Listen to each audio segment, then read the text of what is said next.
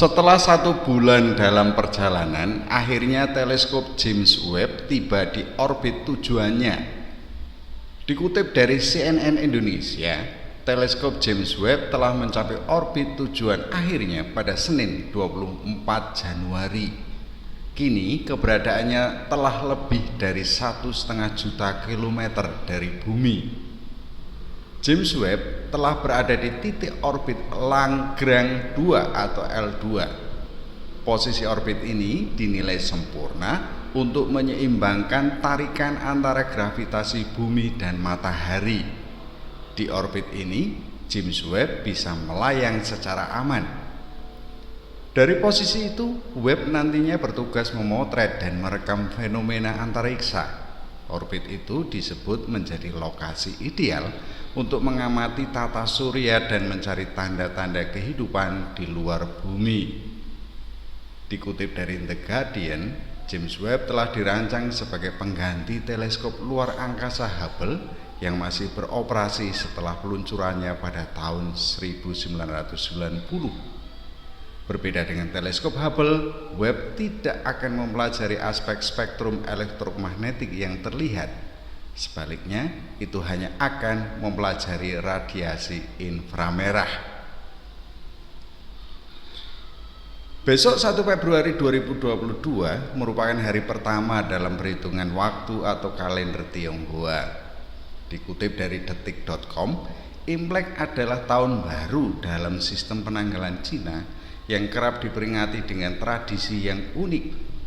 Berbeda dengan kalender Masehi, perhitungan kalender lunar atau Imlek didasarkan pada siklus bulan. Sebab itulah ketetapan tanggal Imlek sedikit berbeda dari tahun ke tahun. Setiap tahun dalam kalender lunar diwakili oleh salah satu 12 hewan, yakni anjing, babi atau babi hutan, tikus, lembu, harimau, kelinci, naga, ular, kuda, domba, monyet, dan ayam jago. Adapun berdasarkan penanggalan Cina, tahun 2022 ini merupakan tahun harimau.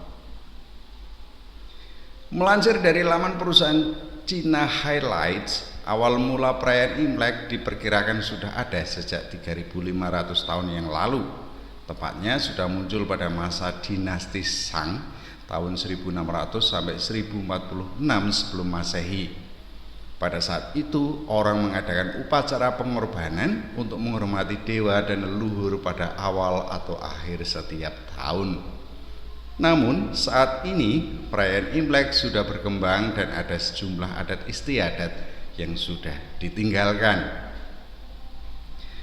Sementara itu, sejarah Imlek di Indonesia berawal dari kedatangan orang Cina ke Asia Tenggara sejak abad ke-3 Masehi, sebagaimana disampaikan oleh pakar ketimuran Denis Lombard. Saat itu, orang-orang Cina bermigrasi ke berbagai wilayah di Asia Tenggara untuk berdagang, salah satunya ke Nusantara. Akibatnya, kedatangan orang Cina berdampak pada perkembangan sistem kongsi, teknik kemaritiman, sistem moneter, teknik produksi, dan budidaya berbagai komoditas di Indonesia seperti gula, padi, tiram, udang, gara, dan lain-lain. Migrasi orang Cina ke Nusantara di awal Masehi ini pun turut membawa budaya perayaan Imlek ke tengah masyarakat. Perayaan Imlek di Indonesia melewati sejarah panjang sejak era Presiden Soekarno. Pada masa itu, Soekarno membuat peraturan tentang hari raya umat beragama termasuk untuk kaum Tionghoa. Orang-orang Tionghoa saat itu juga bisa berekspresi secara bebas seperti berbahasa Mandarin, bahasa lokal, memeluk agama Konghucu, punya surat kabar berbahasa Mandarin, menyanyikan lagu Mandarin, dan memiliki nama Cina.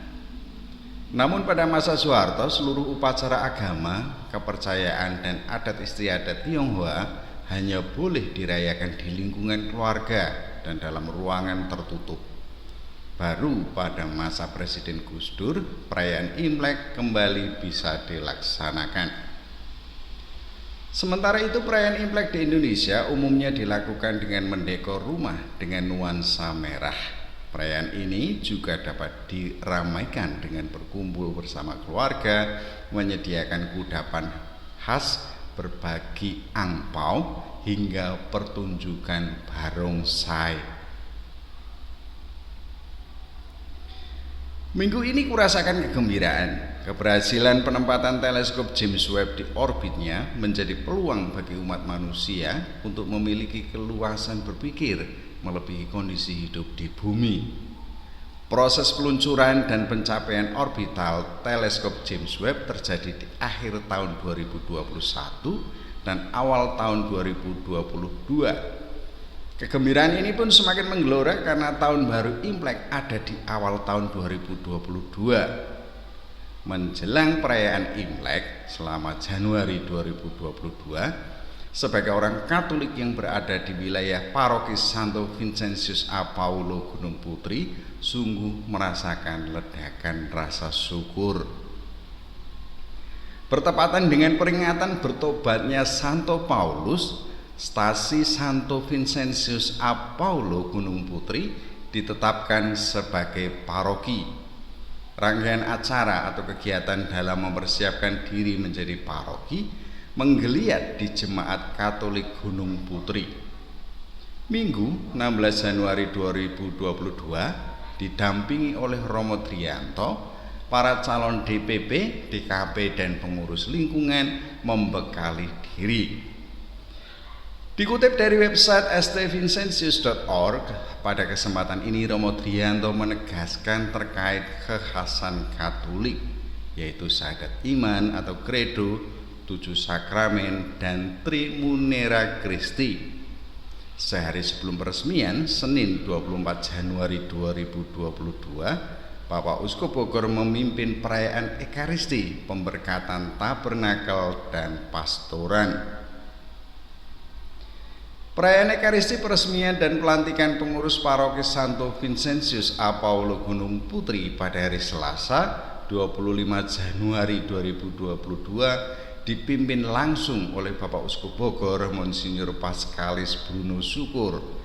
Dalam homilinya, Bapak Uskup menekankan arti perjumpaan sebagaimana dalam dokumen Evangelii Gaudium. Perjumpaan menjadi kunci dalam kehidupan parokial. Perjumpaan adalah awal terbentuknya paroki Gunung Putri.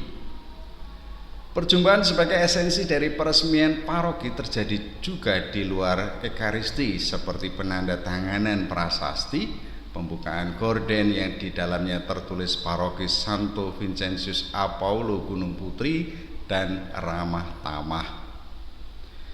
Pada saat penandatanganan prasasti, umat dibagi menjadi 2 bagian, yakni di area tenda dan di depan gereja. Pada momen pembukaan gorden pun hanya sebagian umat yang diperkenankan hadir. Pembagian itu bermaksud untuk mengurangi mobilitas umat. Aneka kegiatan di luar Ekaristi merupakan bukti bahwa perjumpaan merupakan esensi inti dari peresmian paroki. Kegembiraan, ledakan rasa syukur tentulah tidak membutakan terhadap kenyataan negatif hidup umat manusia. Setelah 1 tahun terjadi kudeta, kondisi masyarakat Myanmar tidaklah membaik. Dikutip dari kontan.co.id, berkuasanya militer selama 1 tahun terakhir telah mendorong Myanmar masuk ke dalam krisis ekonomi dan membuka lebih banyak pintu menuju konflik. Melihat kondisi ini, PBB melihat kebutuhan Myanmar akan bantuan kemanusiaan akan terus bertambah.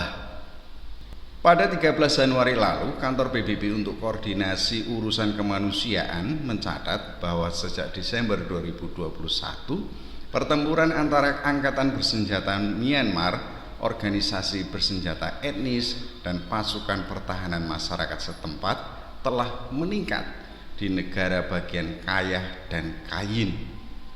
Awal bulan ini, 6 warga sipil dilaporkan tewas dalam serangan udara militer di negara bagian Kayah, termasuk diantaranya adalah 2 anak-anak. Serangan ini membuat ribuan orang melarikan diri. Serangkaian bentrokan yang terjadi juga memaksa ratusan ribu penduduk Myanmar terpaksa mengungsi bahkan hingga ke luar negeri. Laporan terbaru PBB menunjukkan bahwa sejak Mei 2021 ada 181.400 orang yang mengungsi ke negara tetangga. Secara keseluruhan, saat ini diperkirakan ada lebih dari 200.000 orang yang telah mengungsi. Penggunaan militer secara besar-besaran juga telah secara langsung menguras anggaran negara. Hal ini jelas menjadi alasan runtuhnya ekonomi Myanmar. Selamat menyambut tahun baru Imlek bagi saudara-saudariku.